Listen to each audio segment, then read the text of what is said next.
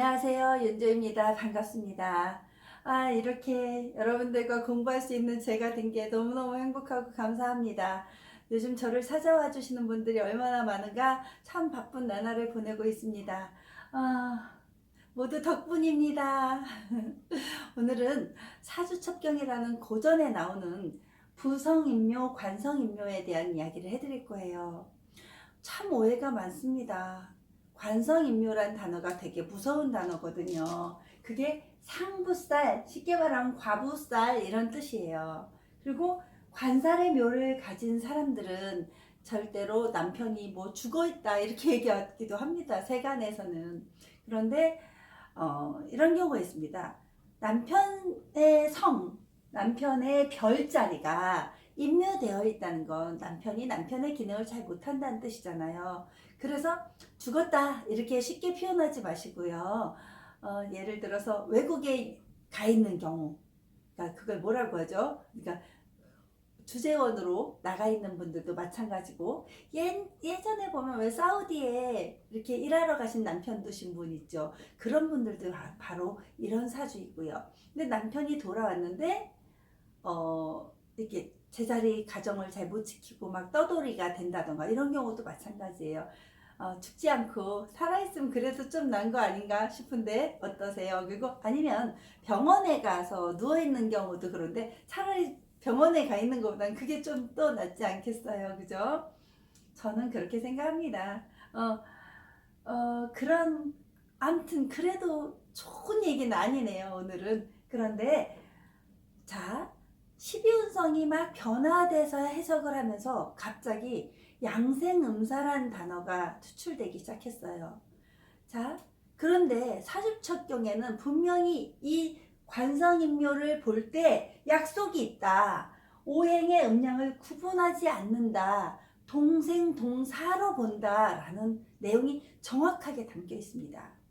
제가 사주첩경 원전도 찾아보았고요. 현대에 해석된 책들도 굉장히 서점에 갈 때마다 계속 찾아보았습니다.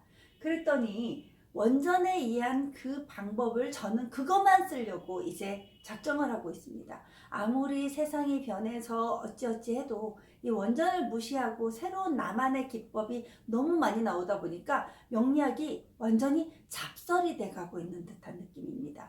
그리고 또 어떤 단점이 생기냐면 이혈령, 피혈령, 코에 걸면 코걸이, 귀에 걸면 귀걸이. 그래 너 이래서 남편이 이런 거야 막 함부로 얘기하는 기준도 없는 학문이 가고 있습니다. 그래서 지금도 너무 안타까운 건 인정받지 못하는 어떤 철학적 요소가 이렇게 깊음에도 불구하고 왜 각자 자기만의 얘기를 하냐는 거죠.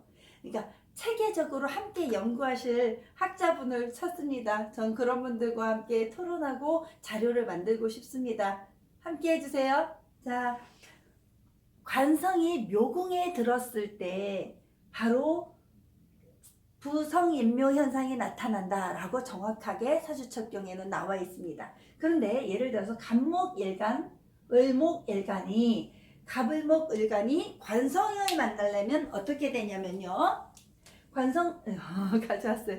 자, 갑을목일간이 관성을 만나려면 금극목의 작용을 만나야 되잖아요.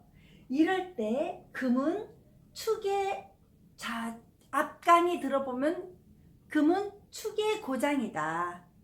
자, 축은 금의 고장이다. 이렇게 되어 있었잖아요. 그죠? 그러면 축의 고장 이렇게 설명되어 있으니까, 그런데 금이 바로 임묘되는 것이 아니라 신축년에 금이 작용된다. 이렇게 되는 거죠. 자, 신축년의 갑목을목은 이렇게 관성의 묘궁이 든다. 이렇게 되는 거예요. 그러면 병화와 정화는 자, 임수에 의해서 수국화를 당해요. 이 관성은 어디에 입고되냐? 진 속에 입고된다. 그러면 이라고 했었잖아요. 지난번에. 그죠? 임수가 이렇게 입고된다. 그러니까 양간, 음간을 따지지 말자고 했으니까 얘는 빼주자. 이렇게 되는 거죠. 어때요? 합리적이죠? 네, 맞습니다. 그래서 병화와 정화의 사람들은 임수를 대표성으로 띈다. 개수도 역시 같이 되는데 특히 임진년에는 이렇게 된다. 임진이 사주에 있을 때 그게 바로 부성임묘가 작용되는 것이다. 그리고 자, 무토나 기토일간은 간목이라고 하는 목국토에 의해서 관성이 임묘된다. 근데 그 친구는 미토라는 것에 임묘되는 현상, 얘가 목잡이 정을기라고 하는 이게 임묘되는 현상이 있다. 그러니까 을목이 있을 때 을미에 바로 그런 현상이 관성 임묘 현상이 나타나는 것이다. 사주에 그렇다. 자, 경금과 신금은 화극금의 병화가 이렇게 임묘된다. 그런데 병술, 얘는 술 속에는 신정무라는 정화를 입고하는 화고의 현상을 가지니까 얘 자체가 경술에게는 어떻다? 바로 이런 현상이 벌어진다.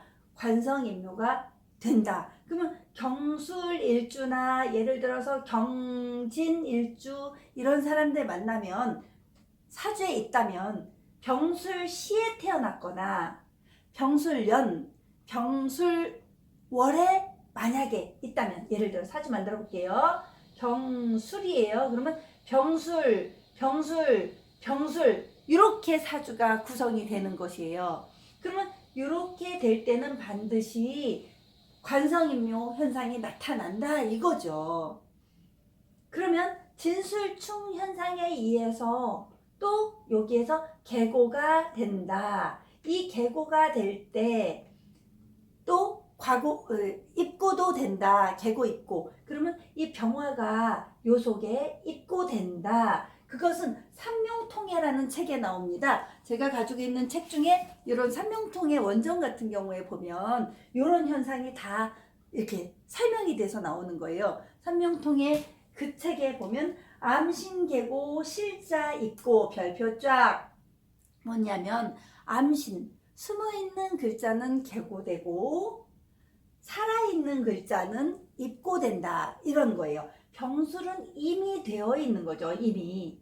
그런데 자 그러면 임계 얘네들은 수의 기운을 가진 친구들은 토국수 이 무토에 의한 관성이 입고 임묘 현상이 일어난다. 근데 그게 무토는 어디에서 된다? 임진 또는 이 얘가 어떻게 임술해도 되겠네. 그죠? 술. 왜냐면 술과 병이 무와 병이 같이 되는 건 요거니까. 진해도 역시 마찬가지인데 얘는 지장 간의 문제나 그 지지의 문제가 술을 따라갔을 때를 얘기해 주는 거예요. 그러니까 토국수의 문제가 나타날 때는 이렇게 무술 이런 현상에서 나타나게 된다. 이게 바로 관살의 묘다. 이게 만약에 세운에 왔다. 간목일주에게 신축년 또 마찬가지죠. 을목일주 여성에게 신축년 당연히 나타나는 현상이죠. 또 병화일주 정화일주에게 임진년 또 무토일주 기토일주에게가 을미년 요런 게 당연히 세운에서도 상부의 관살의 묘의 현상이 나타나더라. 이렇게 되는 거예요. 자, 기초적인 건 요걸로만 관성임묘, 부성임묘를 봐야지 요즘처럼 막 모두 다 뜯어봐서 보기 시작하면 세상에 관성임묘, 부성임묘 안 당하는 사람 한 명도 없어요. 한번 찾아보세요. 그러니까 지금 저는 약속하고 싶은 게 오행의 음양을 구분하지 않는다. 요걸 믿어보자는 거죠. 사주첩경의 그 저자에 의한 이론이었으니까 그 이론을 암신계고 실자계고 삼명통해와 다 같이 뜯어보아도 그런 현상이 나타나더라.